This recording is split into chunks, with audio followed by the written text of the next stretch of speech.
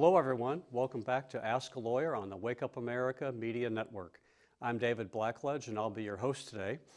I've been an attorney for a while, and previously I was in business for 30 years, so I think I bring a unique perspective to business formation and operation topics.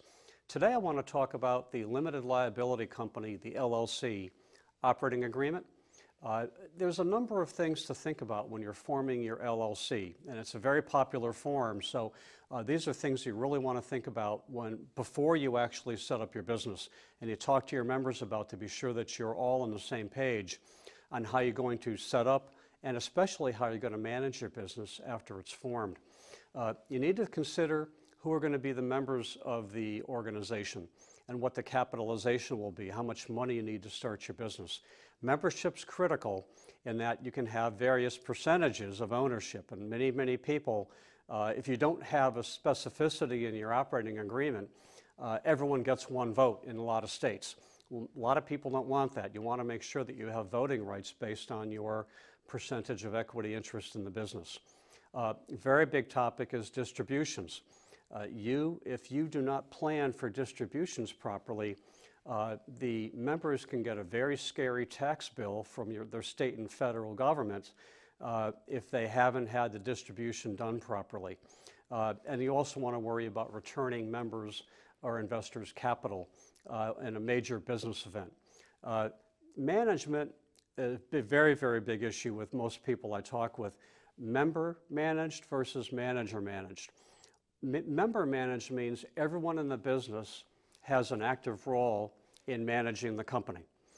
And the scary part about that for me is that these people can commit the company. So if it's a small family business and you need to have people all with ability to do things for the business, that's a fine setup. If you have passive investors, if you have a broad employment base, or if you just have a very broad membership base that bought into the company, you really should think about being a manager-managed business. Very important, though, as far as the initial discussion of how you're going to run the company. And then voting rights. You can have profit interest for people.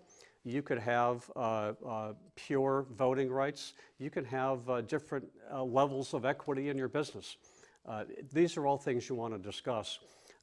And what type of votes required for significant change in the business.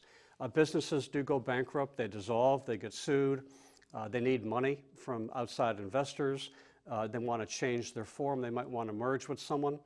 These are all issues that significantly alter the equity of the members and the people that own part of the business. So do you want a simple majority for change in ownership, or do you want some sort of a supermajority or unanimous vote? I'd never actually suggest unanimous votes for pretty much anything in that regard. But a lot of people that I work with put in a supermajority vote. So a significant percentage of the equity of the business has to agree to the change. It can't be a simple 51% majority in the business. Member obligations. You need to consider what the member obligations are going to be. How much they're going to work for the company. Are they providing intellectual property? Are they giving software code? Are they going to be working full-time or part-time?